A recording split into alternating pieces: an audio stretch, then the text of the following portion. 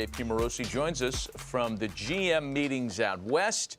Daybreak at La Costa, no finer place to be on the planet as far as I'm concerned. Hey, this is interesting, JP. I think a lot of people that follow the Angels closely, it's not a secret that starting pitching is at the very top of the wish list, and they're starting with two of the top candidates on the market here. Matt, I really think if you name a major starting pitcher available either in free agency or trade this winter, Perry Manassian is speaking about that player. The Angels know that they are probably two starting pitchers away from potentially winning a division in the American League West. Obviously, they still have to watch Ohtani's workload entering 2022. They did see some steps taken forward by the likes of Sandoval and Suarez, but they certainly need to add one, if not two, impact arms. So Robbie Ray might be the top free agent pitcher out there this winter. Eduardo Rodriguez as well. We saw how well he pitched for the Red Sox down the stretch.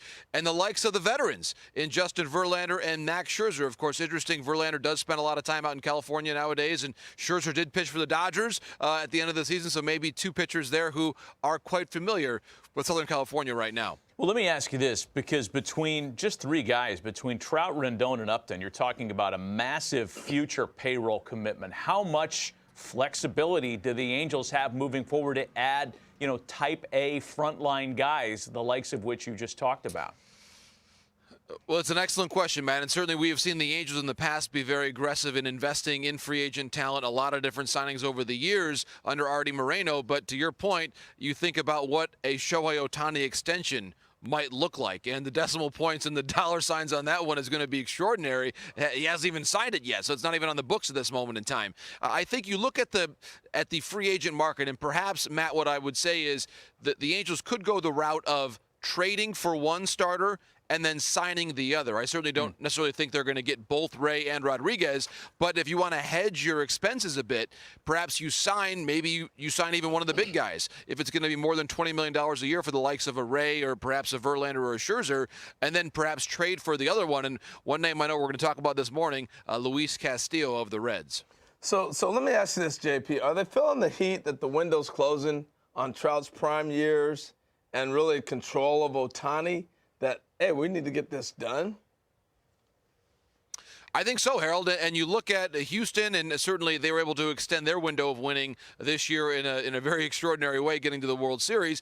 We see the Seattle Mariners taking steps forward, and they're going to be a team that we watch very closely this winter after, by the way, the Mariners, one of my favorite stats of all, the Mariners won one more game than the Braves did during the regular season. Let's not forget that. That's how good the Mariners were this season. And so they're getting better and better. The A's, perhaps a bit of a retool we could see from them here in the next several weeks or months. But I really think the Angels are looking up at this moment at the Astros and the Mariners in particular, with all the Mariners' young talent coming into focus, and perhaps they're one major player away from being a division champion in their own right. I do think, Harold, that you look at Mike Trout, we know the stats very well, one playoff appearance throughout the course of his career. The urgency is there for them to get the most out of Trout following what was an injury-shortened season for Mike. Boy, it's a great perspective note on the Mariners' win total, too. You did a nice job foreshadowing your own talking point moving forward, and that is Luis Castillo of the Reds. Among teams potentially reworking or retooling, the Reds are thought to be one of those. We've seen an opt-out already from Nick Castellanos. Is there a willingness to engage teams in trade talks for Castillo? There is. And, Matt, when you look at the numbers of this past year, Luis Castillo was one of the very best starting pitchers in all of baseball from the beginning of June onward. He was outstanding down the stretch. You see his numbers for the full season. Yes, 16 losses, but that number masks what I think was an extraordinary bounce back for him in the second half of the year. So I mentioned the Angels.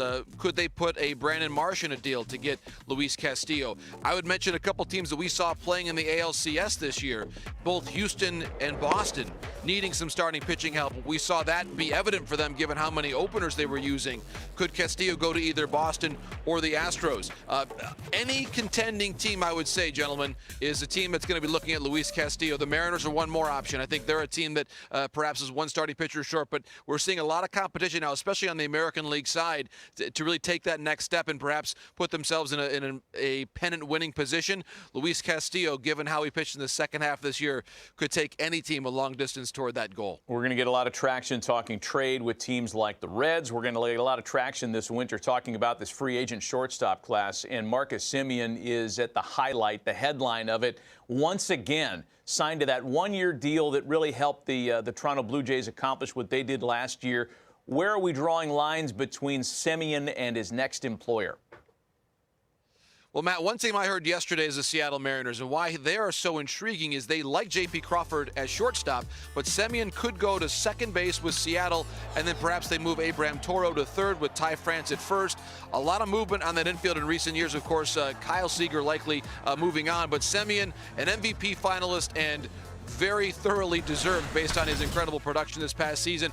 One team I would mention as well, the Yankees. And we talk about where Gleyber Torres could play going forward. Semien in New York would be back to shortstop. And so there's probably a sliding scale. Does Semien want to play shortstop? Does he want to play closer to his home in the Bay Area? All different possible things for him to consider. But I think in general, what we know is that there's going to be a lot of demand for Semien at both short and second base.